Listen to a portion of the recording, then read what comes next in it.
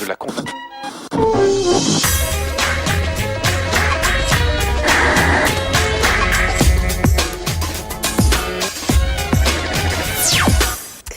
Salut à tous, samedi 12h50, plus clair, 7e numéro, cette semaine encore, tout sur les médias, ce qui se passe en coulisses, des images exclusives, nos invités.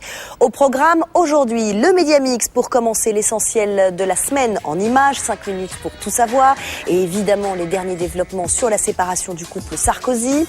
Mardi dernier, à minuit 05, libération du chanteur Bertrand Cantat. Comment les télés et les radios ont couvert l'événement, que s'est-il vraiment passé? Scoop, nous étions devant les grilles de la prison. Reportage. Charles Villeneuve est le premier invité de cette émission, l'homme du droit de savoir et patron des sports de TF1. Lui, c'est sûr, il a gagné la Coupe du Monde, record d'audience, succès financier. Nous ferons le bilan avec lui, les réussites comme les ratés. Sur ce plateau également, les indéboulonnables et inséparables de la Starac, Alexia Laroche-Joubert et Nikos Aliagas.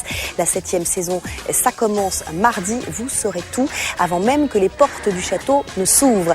Mais enfin, y a-t-il une justice à la télé? Une nouvelle chaîne thématique débarque, nous ouvrira-t-elle les portes des tribunaux? C'est notre dossier de la semaine. Et bien sûr, tous vos rendez-vous, le zapping, l'ITV Télé, le couple de la semaine, c'est Sophie Davant et Laurent Boyer, l'Observatoire des séries, la Webzone, toutes les nouveautés du net. Voilà, et tout de suite, l'actu de la semaine, résumée et mixée par Plus Clair. C'est le Média Mix, préparé cette semaine par Karima Hamzaoui et Théodore Bourdeau. C'est parti. L'actualité de la semaine, c'est d'abord la fin d'une rumeur et le début d'une annonce officielle tombée ce jeudi en fin de 13h et qui prend de court les JT. Ça n'est plus une rumeur. L'information vient d'être confirmée par un communiqué de l'Élysée. Nicolas et Cécilia Sarkozy annoncent officiellement leur séparation par consentement mutuel. Avant de passer de la rumeur à l'information, il y a eu la journée de lundi. David Martinon, porte-parole de l'Élysée, est de nouveau interrogé sur la séparation du couple présidentiel. Je n'ai aucun commentaire à faire sur cette question. Mercredi matin, le Nouvel Observateur est le premier organe de presse à passer de la rumeur à l'information via son site internet. Dans l'après-midi, l'un des quotidiens a lui emboîté le pas, le journal Libération, qui décide lui aussi d'officialiser la rupture du couple présidentiel et d'en faire sa une du lendemain. Son titre... Desperate Housewife. Desperate Housewife, ça le fait. Laurent Geoffrin, patron de Libération, s'étonne que les JT de 20h ne soient pas plus explicites sur le sujet. On aborde évidemment à cette occasion tous les sujets d'actualité, mais sur celui-là, je n'ai pas de commentaire à faire. Il le donne à la télé, ils l'ont donné en deuxième titre toute la journée. C'est étrange, hein. Nous, on a vérifié de notre côté et on a eu une information indépendante des sources LCI et OPS. Ouais, et eux, s'ils ont une bonne information, ils la sortent. Le jeudi matin, les quotidiens nationaux se lâchent. Le soir, l'information fait le tour du monde. Nicolas Sarkozy, président France, et Cecilia. Vendredi, le président en déplacement à Lisbonne est interrogé sur son divorce. Il répond aux journalistes. J'aurais tellement aimé qu'un grand journal comme Le Monde puisse se passionner pour l'Europe plutôt que pour ma vie privée, mais après tout, c'est sans doute de ça qu'on doit être flatté. Qu'est-ce que vous voulez que je vous dise ? À part ça, cette semaine dans le Média Mix, c'est la polémique aux États-Unis. 3 candidats aux présidentielles américaines en couverture du magazine Radar, nus ou dans une posture particulière. Il s'agit d'un montage, bien sûr. Ni Hillary Clinton, ni Barack Obama ou encore Rudolph Giuliani n'ont donné leur accord pour ce trucage de mauvais goût, crie l'Amérique puritaine. Réponse de Tyler Gregg, patron du magazine en question. We're tired of all the glam and gloss that accompanies these candidates, and we thought we'd strip them down a little bit. So that's exactly what we did in a metaphoric way. Pour s'attaquer à l'image des candidats, Radar s'est largement inspiré de cette couverture de Vanity Fair, sortie en mars 2006. On y voit l'ancien créateur de Gucci, Tom Ford, entouré des actrices Keira Knightley et Scarlett Johansson. La carte glam chic, il faut croire qu'en politique et surtout en Amérique, ça ne passe pas, même si Radar n'est pas à son premier coup d'éclat. Dans le même genre, 2 autres couvertures du magazine ont déjà fait beaucoup parler d'elle. Le prince Harry, une bière à la main, sur le trône d'Angleterre, ou encore Tom Cruise, en martyr de la scientologie. Cette semaine, c'est le retour de Bataille et Fontaine. On les avait un peu oubliés depuis la disparition de Y'a que la vérité qui compte. Rappelez-vous. Les bons élèves sont devenus des loupards, vestes en cuir et barbe de 3 jours. On va s'intéresser à ces histoires dont on ne vous parle pas assez ou pas du tout ailleurs. C'est Off, c'est leur nouvelle émission à 18h30 ce soir sur Jimmy. Le combat de la semaine média, c'est celui qui opposait la programmation de TF1 à celle de France 2 ce lundi soir à 20h50, à savoir Ma fille est innocente d'un côté, une mini-série française en 2 épisodes, et Cold Case de l'autre, la valeur sûre de France 2 en termes d'audience. 3 semaines que TF1 rame pour battre Cold Case en alignant les téléfilms français. Ce lundi, l'audience était enfin au rendez-vous.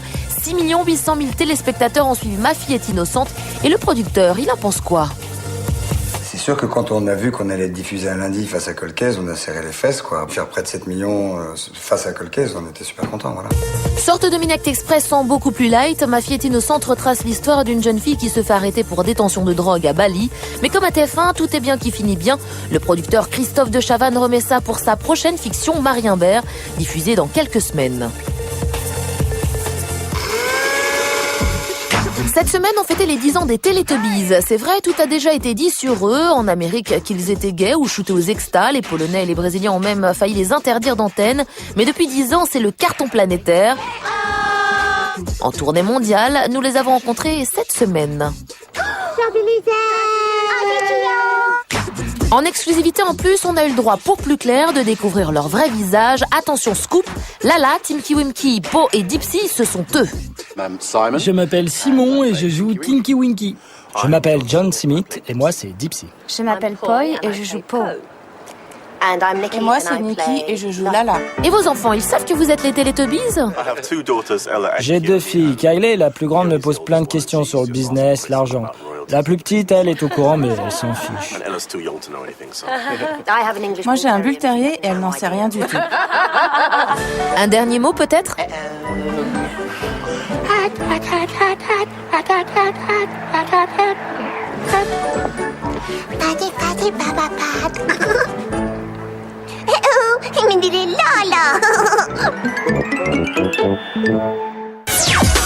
Notre zoom de la semaine, c'était dans la nuit de lundi à mardi. Libération de Bertrand Cantat, prévue, largement commentée, contestée même parfois.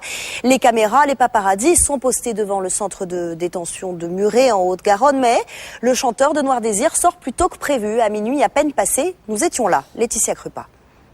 Depuis sa libération mardi, Bertrand Cantat est retranché chez lui avec ses gardes du corps. Son frère, Xavier, explique que le chanteur a reçu des menaces de mort.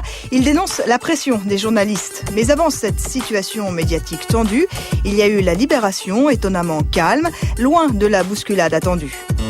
Centre de détention de Muret, près de Toulouse, lundi soir, les journalistes attendent la sortie de Bertrand Cantat. Au même moment, France 2 propose un spécial mot croisé. Bonsoir à tous, il vient de passer 4 ans en prison et sort demain. Bertrand Cantat avait été condamné à 8 ans de détention pour avoir provoqué la mort de Marie Trintignant. Et d'entrée, l'avocat de Cantat, maître Metzner, parle de la pression médiatique. L'autre appréhension qu'il a, c'est celle d'être confronté à une meute de journalistes. Pourtant, lundi soir, on était loin de la meute. À 23h30, il n'était qu'une poignée de journalistes à attendre devant la prison. Très loin, donc, du harcèlement au procès de Vilnius en 2004, où ils étaient plus de 200 à assiéger le tribunal. La vérité, c'est qu'il y a eu comme un bug. Tous les journalistes, pensant que Cantat sortirait à l'aube, ont eu la mauvaise idée de rentrer chez eux. Bertrand Cantat passe donc sa dernière nuit au centre de détention de Muret, mais comme vous l'avez dit, sa libération pourrait intervenir plus tôt que prévu. On tablait sur un créneau horaire entre 5 et 7 heures du matin, mais des informations feraient état d'une sortie imminente. Du coup, sur place, il n'était plus que 10. RMC, RTL, Europe 1, La Dépêche du Midi, 2 photographes et seulement 2 chaînes de télé, LCI et iTélé. Mais aucun des journalistes, tous informés par la même source, n'est sûr de son coup. 11h minuit, ça y est là, ça a vécu. Non mais ils sont pointés à 11h. Ils avaient raison. Les gendarmes les ont prévenus, ils ont fait demi-tour, je sais pas. La réponse ne tardera pas à venir. Quelques minutes après minuit, la voiture qui vient chercher Cantat arrive à la prison. Bart au volant, ouais. C'est Bart qui conduit. T'as des images là en... Tu sais voir s'il y a... Ah oui, je suis sûr et certain. C'est Bart qui conduisait, mais tu vois, t'as des images? Non, ça t'emmerde. Non, pas du tout, ça m'emmerde pas, mais juste si t'as... C'est pas formidable, hein. 2 membres du groupe sont venus le chercher. Ouais, 2. Le dernier journal doit être à minuit, donc du coup, qui file l'info, qui nous mettent en bandeau, puisque on est une chaîne info, donc forcément, ça fait... même s'il n'y a pas l'image, au moins, il y a l'info. Et enfin, le moment que tous attendent, la sortie du chanteur. Eh oh, oh. Marc.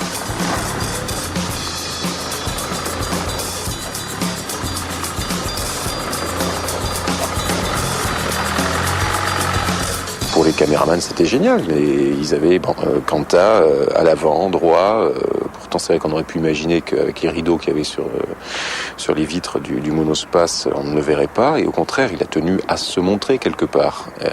Peut-être que pour qu'on lui foute la paix ensuite, mais c'est pas gagné apparemment. Effectivement, 4 journalistes prendront le monospace en chasse.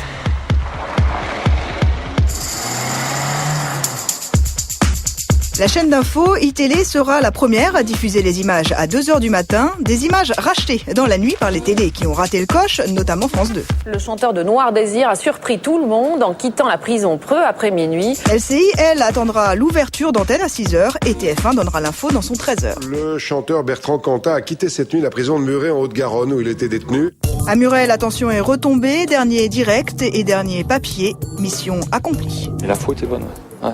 Parce qu'il y en a peut-être qui vont arriver à 4-5 heures du matin qui vont être déçus. Ou qui vont peut-être recevoir un coup de téléphone dans la nuit d'abord. Et l'info était bonne. Donc tant mieux.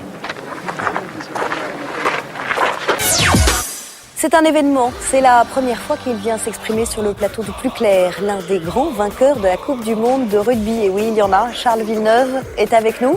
Il est le patron des sports de TF1, à qui tout réussit en ce moment. Alors, à quoi pense Charles Villeneuve quand il se rase le matin? On va lui demander. En attendant, on va lui dire bonjour, bienvenue. Bonjour. Bienvenue sur ce plateau. La Coupe du Monde de rugby, je le disais, en tant que directeur des sports de TF1. Le droit de savoir depuis 17 ans en tant que présentateur et producteur. 50 Minutes Inside en tant que producteur également. Appel d'urgence sur TF1 que vous produisez qui vient de battre tous les records d'audience. Que des succès. C'est le grand amour avec la direction de TF1. C'est difficile ça se passe bien, de dire. On imagine. Oui, ça se passe très bien, de toute façon. Et ça se passe très bien, surtout avec mon équipe. Avec peut-être un peu de prétention, lorsqu'on qualifie une équipe de Dream Team, j'ai une Dream Team. Des garçons comme Eric Enzo, Guillaume Lacroix, Jacques Aragonès, Francis Grisol, Stéphane Paruel et tous les présentateurs, Nikos, Sandrine Quétier. Ce sont vos fidèles? Ce sont mes fidèles. Nikos et Sandrine Quétier, c'est récent avec 50 Minutes Inside. On les a vus sur le Stade de France. Mais j'y tenais. Je tenais à voir Nikos, qui est un journaliste qui appartient à la même famille de pensée que moi, pensée évidemment sur le plan professionnel, et j'y tenais. Étienne Boujotte, avec qui vous avez travaillé pendant de très longues années à Europe 1, c'était... Tout à fait, pendant 17 ans. Son départ et son remplacement par Nonce Paolini ont changé beaucoup de choses pour vous? Non. Et vous n'aviez pas envie de le suivre, puisque vous l'avez toujours suivi et que vous aviez des parcours jumeaux? Non, je ne l'ai pas toujours suivi. J'ai présenté le glaive et la balance sur la 6, j'ai présenté les dossiers de l'écran sur la 2, j'ai travaillé, j'ai créé les pages jaunes à Paris Match, qui sont les pages politico-économiques, mais je ne l'ai pas fait avec Étienne Boujotte, pas toujours. On va parler de la Coupe du Monde de rugby. Quel bilan personnel vous en tirez aujourd'hui? Écoutez, personnel, c'est difficile d'être personnel dans une aventure de ce type, parce que c'est vraiment un pack qui a d'abord, dans un premier temps, préempté la Coupe du Monde il y a 3 ans et demi. Il faut se replacer il y a 3 ans et demi, lorsque l'appel d'offres tombe, peu de gens s'imaginent que TF1 va capter la Coupe du Monde, non seulement 2007, celle qui va se terminer cet après-midi, ce soir, et la Coupe du Monde 2011. Peu de gens. Lorsqu'on prend cette décision pour essayer de préempter ces 2 événements à 4 ans de distance, c'est parce que nous sommes intimement persuadés que ce sera un événement. Et que le grand public, et notamment les femmes, puisque c'est le grand enseignement de cette Coupe du Monde, vont découvrir les qualités, pas seulement subliminales, mais les qualités apparentes du rugby. Alors l'investissement financier, en commençant par ça, 80 millions pour les 2 Coupes du Monde 2007 et 2011. Est-ce qu'aujourd'hui, à l'heure qu'il est, vous pouvez parler d'équilibre? Écoutez, je suis désolé de ne pas pouvoir vous répondre, puisque on sait qu'il y a déjà 42 millions de recettes de pub. Donc, ma vocation, mon travail, c'est l'éditorial.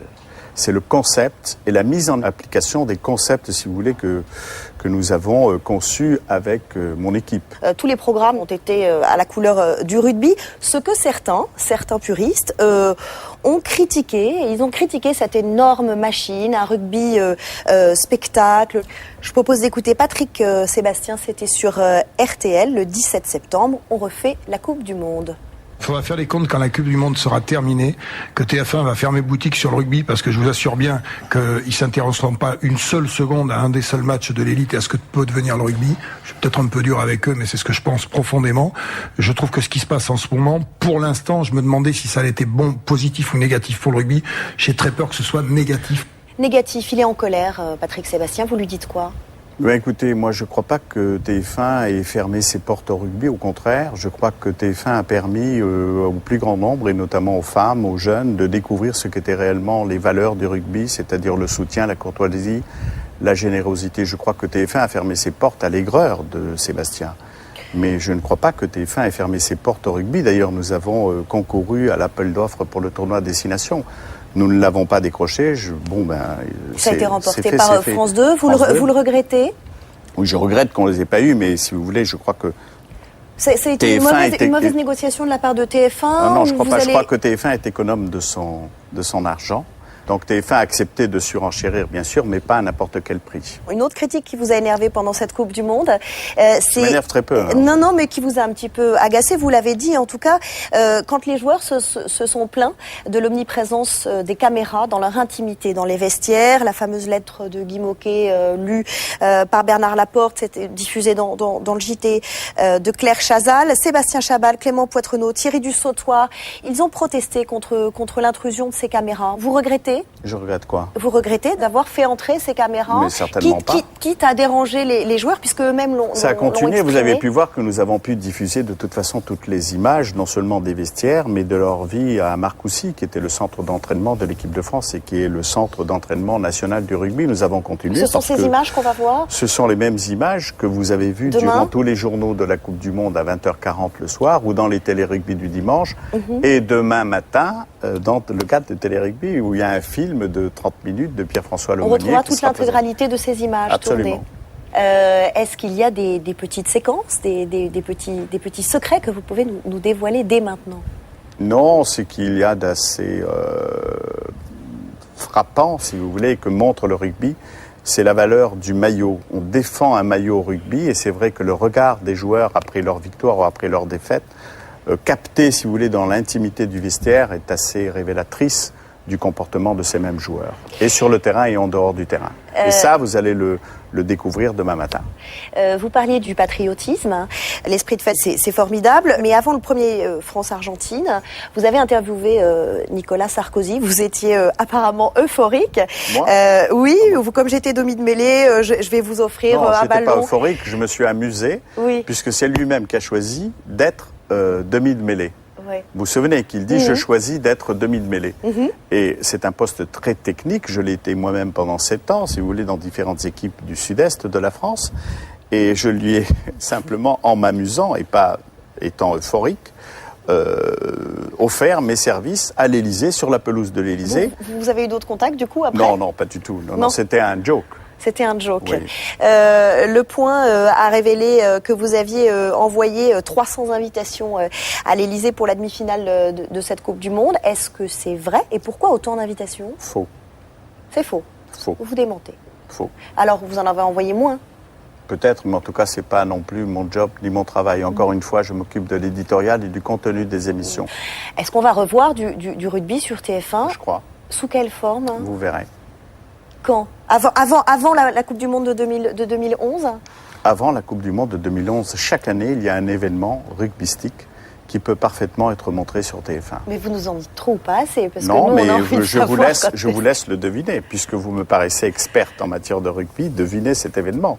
Et vous verrez, parce que je ne peux pas... Il va falloir procéder par élimination. Je ne peux pas vendre la peau de l'ours avant de l'avoir capté, sinon tué.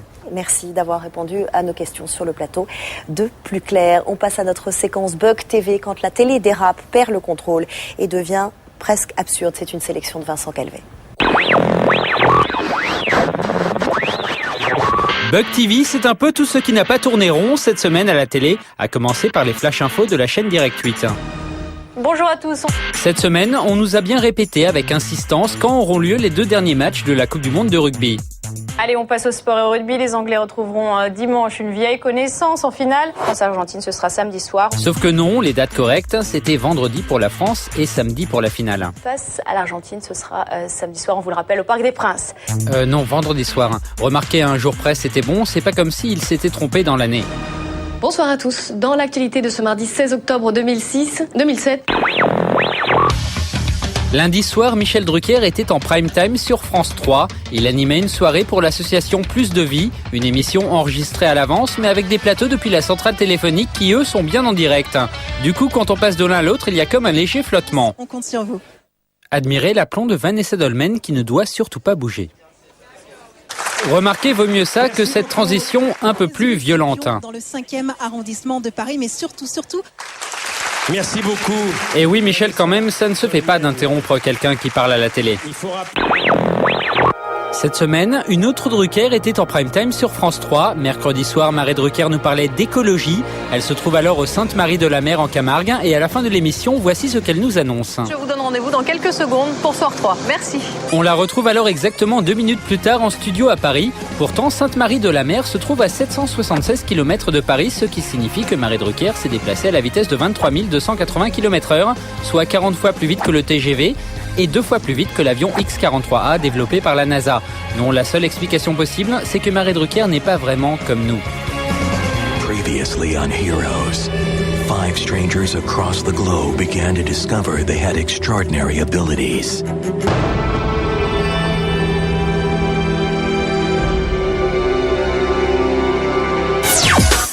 À suivre après la pub, le zapping, vous retrouverez l'ITV Télé. Sophie Davant et Laurent Boyer se sont prêtés au jeu cette semaine. L'Observatoire des séries, la Webzone, mais surtout, tout sur la Starac 7. Alexia Laroche-Joubert et Nikos Aliagas sont avec nous. À tout de suite.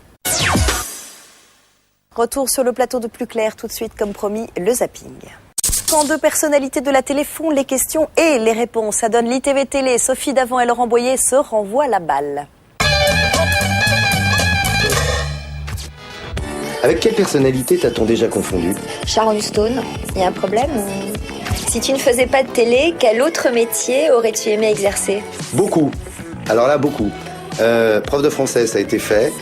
Alors ensuite, océanographe, Cousteau, avec un bonnet sur la tête, formidable. For the Future Generation. Comédien, pilote de ligne, chirurgien et né chez un parfumeur. Tu es plutôt William Lémergie ou Thierry Beccaro? Là, tu m'étrangles, je peux pas choisir. Quel est l'animateur ou l'animatrice du PAF le plus mal habillé? Alors, j'ai en tête 2 présentatrices de la météo, que je ne nommerai pas forcément. Quel est l'animateur ou l'animatrice du PAF le mieux habillé? Le mieux habillé, j'aime beaucoup Frédéric Tadei. Je trouve j'aime bien ses tenues discrètes, la chemise, la veste, ça me plaît bien. Quelles sont les initiales de ton pire ennemi dans le PAF? SG. Qu'est-ce que tu ne fais jamais devant la télé? Alors, il y a 2 choses que je fais jamais devant la télé. L'amour, d'abord, et puis lire, par définition. Est-ce que tu as déjà été ivre à la télé? Oui, ça m'est arrivé. Ivre, pas démonté, mais un tour, ce qu'on appelle un tour, c'est-à-dire 3 coupes de champagne, ça m'est arrivé sur les émissions qui s'appelaient Flashback. L'émission de télé qui te déprime. La bourse. Dis là. Est-ce que tu t'imagines président d'une chaîne de télévision? Je suis pas équipé pour. C'est plutôt Harry Roselmack ou David Pujadas? David Pujadas. Enfin, ça dépend pourquoi. Ça dépend pourquoi.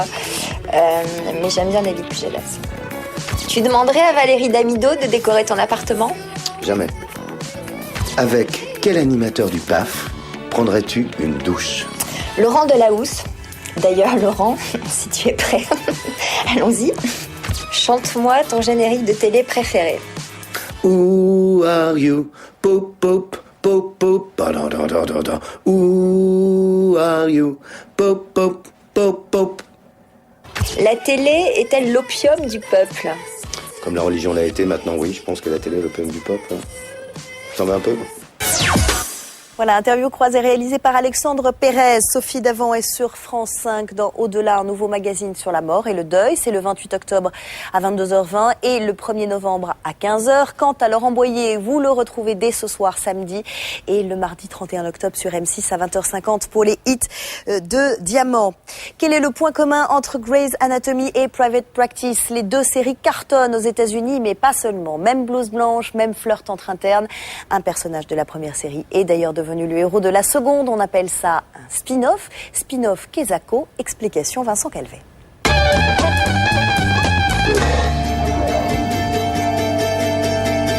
L'une des nouvelles séries qui cartonne depuis la rentrée aux States, la voici. Private Practice suit l'installation du médecin Addison Montgomery à Los Angeles dans un cabinet privé où se côtoient plusieurs docteurs. Une série médicale qui sent bon la comédie romantique, il y a du Grey's Anatomy dans l'air.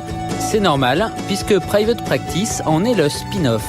Un spin-off, c'est une série dérivée d'une autre série, c'est-à-dire qu'elle est centrée sur un personnage que le public connaît déjà. C'était un personnage qui était semble-t-il pas prévu au départ pour rester très longtemps dans la série Grey's Anatomy. Finalement, le personnage a plu aux spectateurs. Il est resté beaucoup plus longtemps que prévu dans la série, au point maintenant d'avoir droit à sa propre série. Les spin-offs, ça ne date pas d'hier. Mais on oublie vite quand une série est un spin-off ou non. Petit rappel, quand un membre de la famille Ewing s'installe en Californie, ça donne... Quand un vampire quitte Sunnydale pour Los Angeles, la série Buffy devient Angel. Créer un spin-off, cela permet bien sûr de surfer sur la vague du succès d'une série en y injectant du sang neuf. Exemple avec Torchwood. Cette série fantastique anglaise qui vient de débuter sur la chaîne Énergie 12 suit les enquêtes d'agents du gouvernement qui utilisent des technologies extraterrestres pour résoudre des enquêtes paranormales. Oh la vache, c'est époustouflant.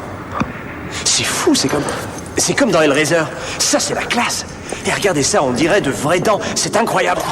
Pour savoir de quelle série Torchwood est un spin-off, il faut jouer au jeu des anagrammes. Et oui, le titre de la série reprend les mêmes lettres que l'original, Doctor Who. Mais là, il y a quelques changements. Torchwood, c'est quand même assez différent de Doctor Who. C'est une série qui est quand même beaucoup plus sombre et sans doute un peu plus adulte.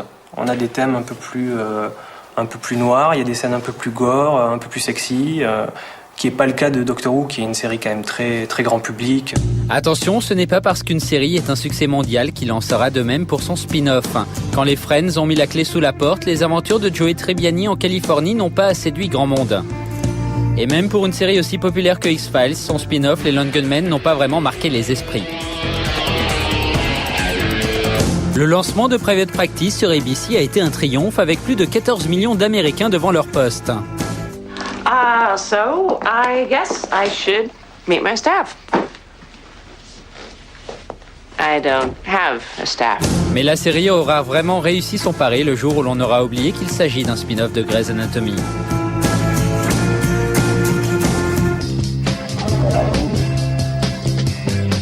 Cela fait longtemps que l'on peut, via Internet, s'habiller en personnage de série télé. Et oui, de nombreux sites permettent de s'acheter les vêtements des Desperate Housewives ou des accessoires de mode vus dans Anglais Betty. Mais en France aussi, on peut désormais s'acheter les vêtements portés par les comédiens du feuilleton Plus belle la vie. Un site internet de vente par correspondance permet de s'habiller comme les héros de la série Qui sent bon la mer, et cela grâce à des extraits vidéo interactifs.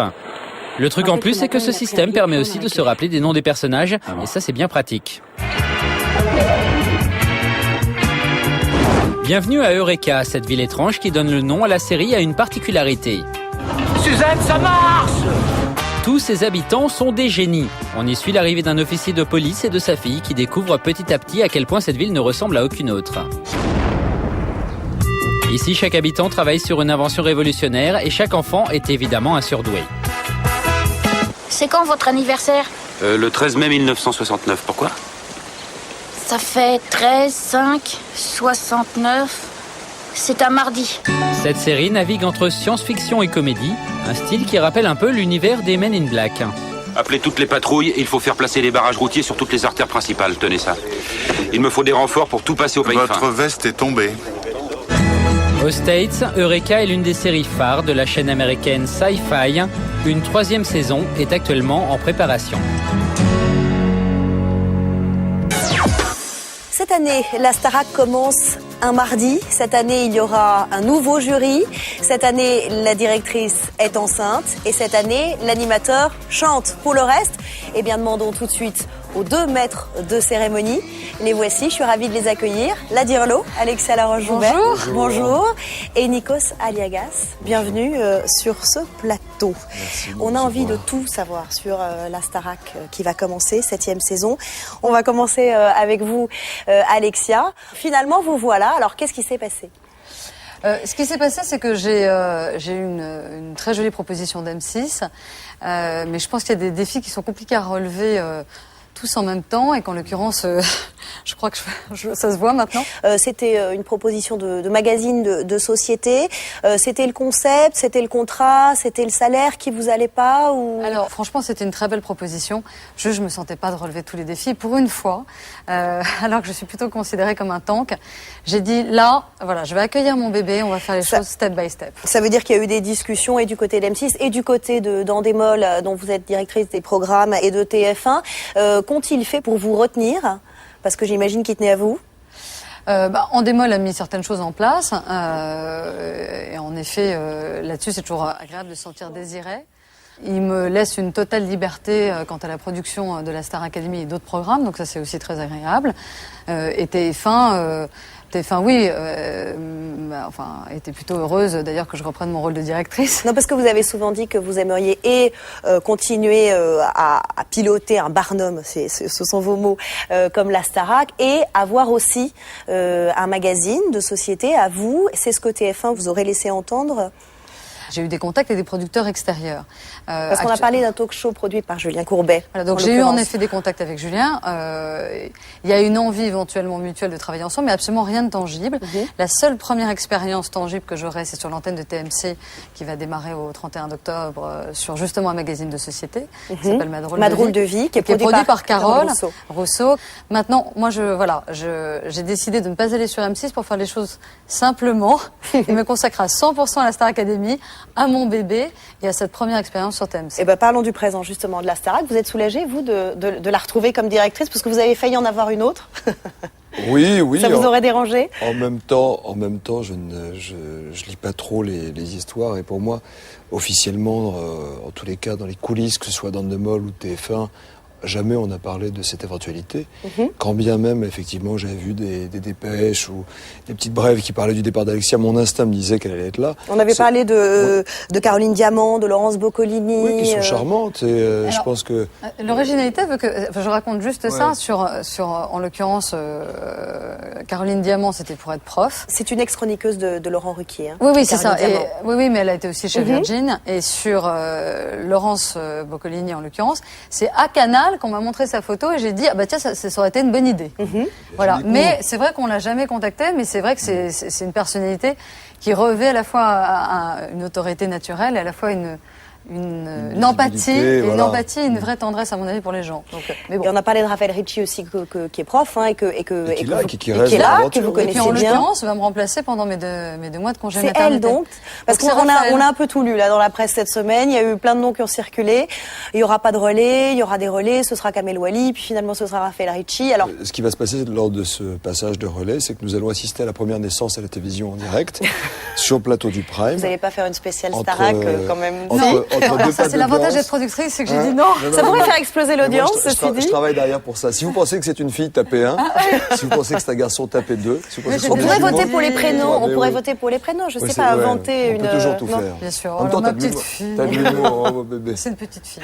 En tout cas, impossible de lâcher la Starac. Vous rempilez pour une 7e année. On ne se lasse pas de la Star Academy. On ne se lasse pas d'abord parce qu'on réinvente un dispositif qui est certainement puissant, le plus gros Barnum, comme dit Alexia, d'Europe. C'est-à-dire que c'est un prime en direct, avec beaucoup de moyens pour faire un maximum de spectacles et de donner du rêve aux gens. Donc quelque part, ça ne se refuse pas, puis c'est jamais acquis. C'est-à-dire qu'on dit toujours, allez, une année de plus, mais une année, on ne sait jamais si c'est l'année de trop. Donc quelque part, ça c'est grisant et c'est excitant. Un exemple de renouvellement, c'est le jury. Ce ne seront plus les professeurs, mais un groupe de jury professionnels autour de Pascal Nègre, qui est le président d'Universal. Est-ce que c'est une façon de se renouveler et de coller à la nouvelle star qui elle aussi a son jury et qui est évidemment en concurrence frontale? Alors, on n'est pas du tout en concurrence frontale et on n'a pas le même concept. C'est-à-dire que nous, le plateau du prime time, on a des candidats, enfin, ça, pour le coup un peu comme eux, avec des artistes, des professeurs. Et c'est vrai qu'on a mis en place, en fin de compte, ce qu'on avait amorcé avec Pascal Nègre, des professionnels qui vont juger des prestations et qui seront probablement moins, on va dire, affectivement liés aux élèves. Pour repêcher le candidat, hein, le fameux deuxième candidat. Voilà. À quoi faut-il s'attendre cette année concernant le casting? Est-ce que vous avez voulu éviter certains risques, justement? Ils ne veulent plus jouer un rôle pour plaire à ce qui est tendance. Ils arrivent en tant qu'auteur-compositeur, ils se mettent au piano, ils chantent, ils ont leur personnalité. Ils se disent, si je vaux quelque chose, autant qu'on me choisisse pour ce que je suis. Donc on sera dans une, entre guillemets, polymorphie artistique, tous les styles, peut-être un peu plus jazzy, peut-être un peu plus bluesy, plus R&B, sans être dans la caricature, être vraiment dans, on va essayer de tirer profit de ce qu'il a comme on va dire, identité artistique et d'évoluer avec lui et de ne pas essayer de le mettre, entre guillemets, dans une sorte de carcan un peu plus formaté, quoi. Alors, il faut faire un petit peu plus branché, si je vous comprends bien, ou plus multiple, en tout cas. Non, branché non, parce que je pense que c'est là-dessus où on perdrait notre public. Et je pense que la force de la Star Academy, c'est d'associer des styles musicaux très différents. C'est-à-dire que les deux marraines, pour le coup, sont très représentatives. Il y a à la fois Céline Dion et à la fois Kylie Minogue. Et c'est très représentatif de l'état d'esprit qu'on défend sur la Starac depuis de nombreuses années. C'est-à-dire à la fois pouvoir recevoir Booba ou Joe Star, et à la fois avoir Marc Lavoine ou Mireille Mathieu ou Philippe Catherine. Donc je pense que c'est ça notre richesse. Mais cette année, vous invitez Christophe Willem, Julien Doré.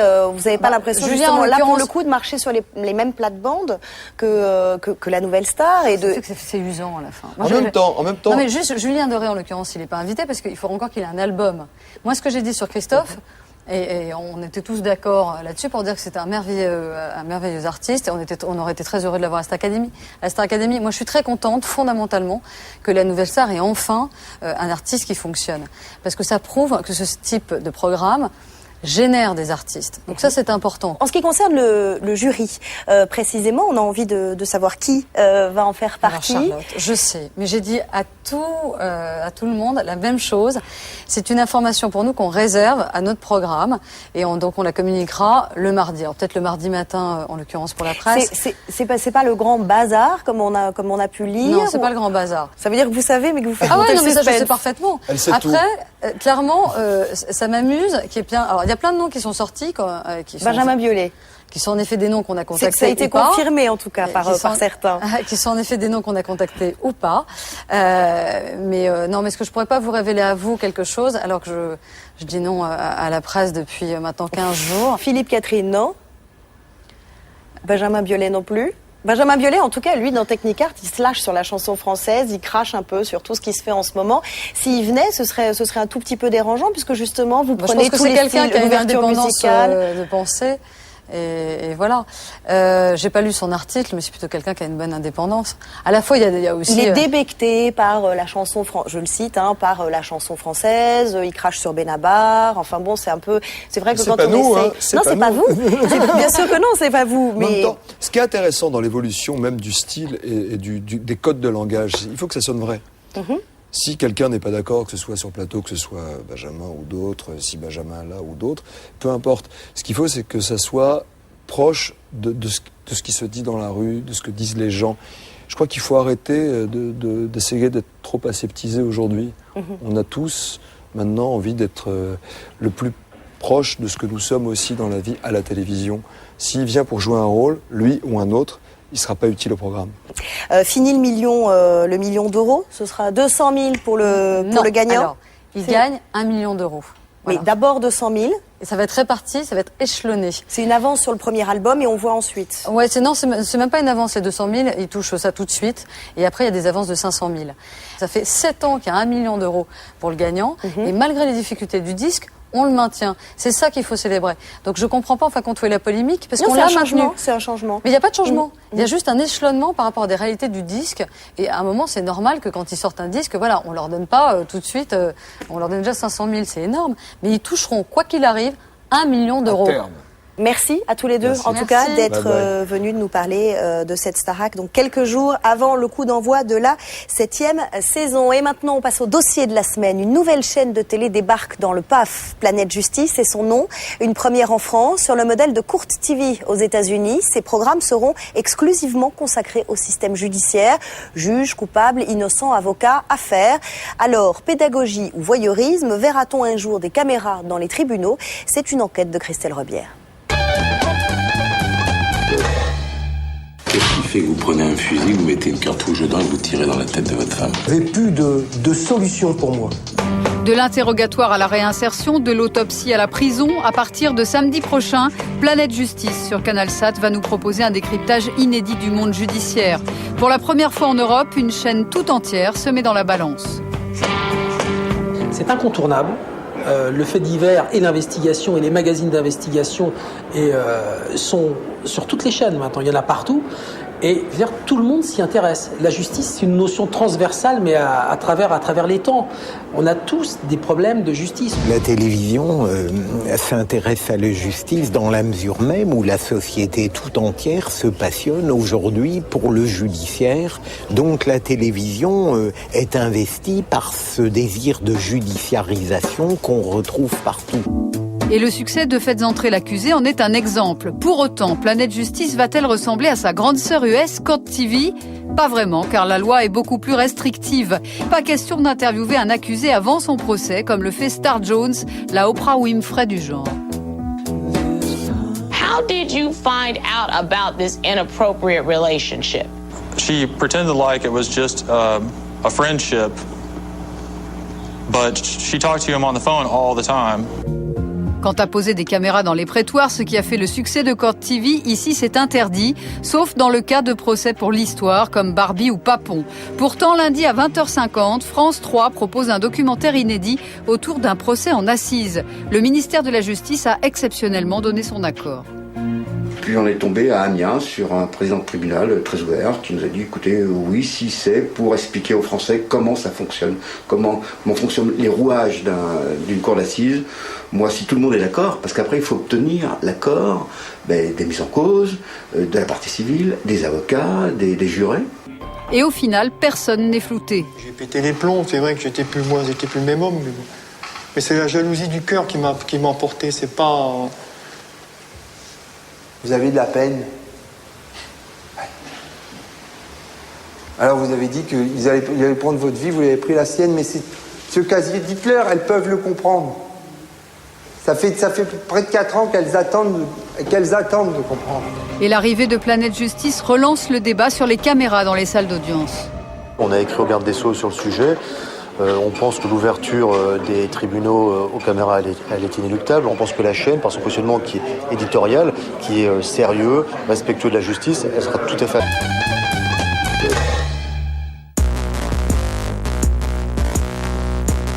Quoi de neuf dans la webzone cette semaine? Eh bien, pas de raison que le net ne cède pas à la mode des coachs en tout genre à la télé. Alors voici celui que nous avons trouvé sur le web. Ça cible les jeunes. Jeune, tu vas bientôt vivre en colocation, dans un appartement évidemment trop cher pour toi puisque tu es jeune, donc pauvre et méchant. Dans la vraie vie, le coach s'appelle Olivier, il est comédien professionnel, mais ça se voit. Alors que faire de ce mauvais payeur, ce colocataire qui ne joue pas le jeu et se croit encore chez ses parents où tout lui est dû, le beurre, l'argent du beurre et la musique de beurre?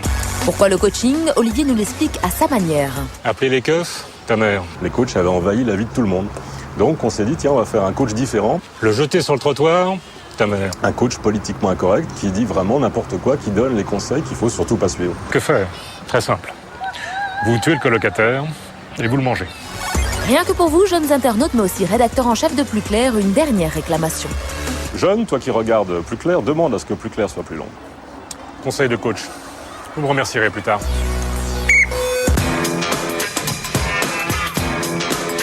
À part ça, dans la webzone, une horloge mondiale en temps réel. Par exemple, là, au moment où on vous parle, on a un peu plus de 106 millions de naissances à travers le monde. Mais vous pouvez aussi, si ça vous intéresse, y trouver le nombre de morts, d'arbres abattus, d'espèces en voie d'extinction, d'immigrés sur le sol américain, de vélos fabriqués. Et le vélo, c'est important en temps de grève, comme c'était le cas jeudi ou vendredi. Vous pouvez même, sur ce site, savoir combien de minutes, voire de secondes vous avez vécu depuis votre naissance. Bref, sur ce site, le temps s'écoule en temps réel, comme pour cette webzone. Donc, on refera un point à la fin.